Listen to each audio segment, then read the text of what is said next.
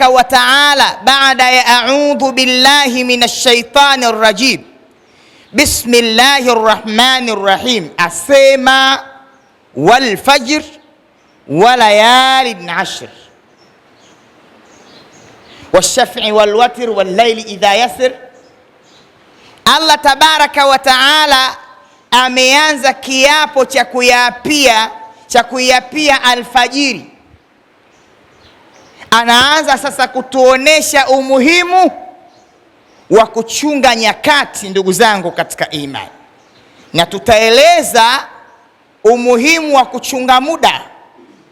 Katika aya nyingine Allah tabaraka wa taala asema wal asr, kawapia muda wa alasiri. Asema wal asr innal insana lafi khusr. Allah tabaraka wa taala kawapia muda wa alasiri. Anasema mwanadamu kwa hakika yupo katika khasara. Wana falsafa wakaizungumza khasara aliyokuwa nayo mwanadamu, wakasema ni khasara ya kutochunga muda katika mambo yake. Bwana Mtume katika hadithi asema mambo mawili mtu kapunjwa: siha na faragha, muda na afya. Kwa hiyo kumbe hata Mtume alikuwa anaona umuhimu wa muda.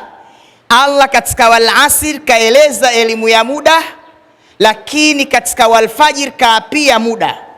Kabla hatujaizigusa siku 10 ashru Dhulhijja, tuangalie umuhimu wa kuchunga muda kwanza, ili mradi tuzichunge hizi siku 10 pamoja, zina muda mchache, utoke umepata natijatan hasanatan, umepata matokeo mazuri ndugu yangu katika imani. Aliposema wal asr innal insana lafi khusr, na uapia muda wa alasiri, mwanadamu kwa hakika yupo katika khasara. Katika elimu ya muda, Mwenyezi Mungu muda kaugawa kwa mwanadamu katika vipindi aina 3. Mwanadamu ana vipindi aina 3 katika umri wake.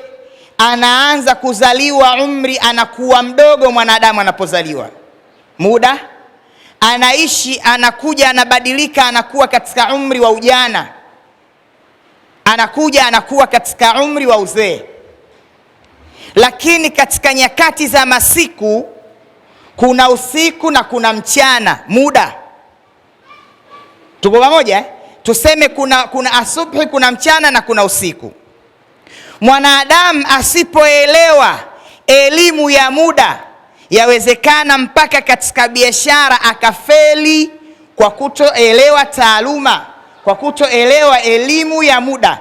Na mara nyingi mtu asipokuwa na elimu ya kitu hufeli, na kitu hiko hurudishiwa mwenyewe. Bwana Mtume anasema wa kullu man bighairi ilmin ya'malan a'maluhu mardudatun la tuqbalu. Na la, si Bwana Mtume, kauli hii ipo katika matni Zubad. Asema wa kullu man bighairi ilmin ya'malan a'maluhu mardudatun la tuqbalu. Unapoelewa elimu ya muda, kwa wewe mfanya biashara, itakufanya biashara yako uifanye muda husika. Leo hii kwa kutoelewa elimu ya muda, alionekana mama mpika vitumbua au mama mpika chapati. Muda wa asubuhi, elimu inatuambia ni muda wa nini? Wanaita breakfast, si ndio?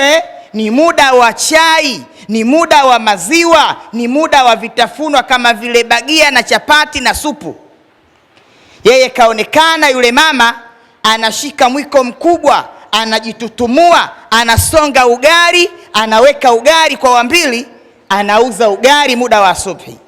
Usipouza usije ukasema kuna mkono wa mtu. Allah tabaraka wa taala ananionea wal asr innal insana lafi khusr. Kumbe wewe mwenyewe haujaelewa vizuri matumizi sahihi ya muda, ndugu yangu katika imani. Kwa sababu gani? Asubhi muda wa chai, asubhi muda wa kuuza vitafunwa. Wewe asubhi umesonga ugali mkubwa na samaki sato, unakwenda kumuuzia mtu. Mtanisamehe Wasukuma kama mpo hapa. Hatupo usukumani ndugu zangu katika imani, ni mifano tu, mifano hai. Hatupo Morogoro kwa Waruguru, tuko pamoja kwamba mtu kapiga dongo lake asubhi aenda shamba. Asubhi ni muda wa vitafunwa. Kwa hiyo ukifanya ukendana na muda wal asr, innal insana la fi khusr, mwanadamu yupo katika hasara katika elimu ya muda. Atauza asubhi, atauza supu na chapati, atauza, atafanya biashara. Lakini mchana unakwenda kuchukua togwa lako na bagia zako, unakwenda kukaa, wasema anafanya biashara. Mchana ni muda wa ugali, shekhe. Kwa hiyo mwanadamu anafeli katika kuelewa elimu ya nini? Ya muda. Mwanadamu katika kutoelewa elimu ya muda ameyakosa malezi baba kwa mtoto. Mtoto ameshafika umri wa fikra zake kuziendesha yeye mwenyewe, ndo anataka amfunze tabia. Wal asr innal insana la fi khusr.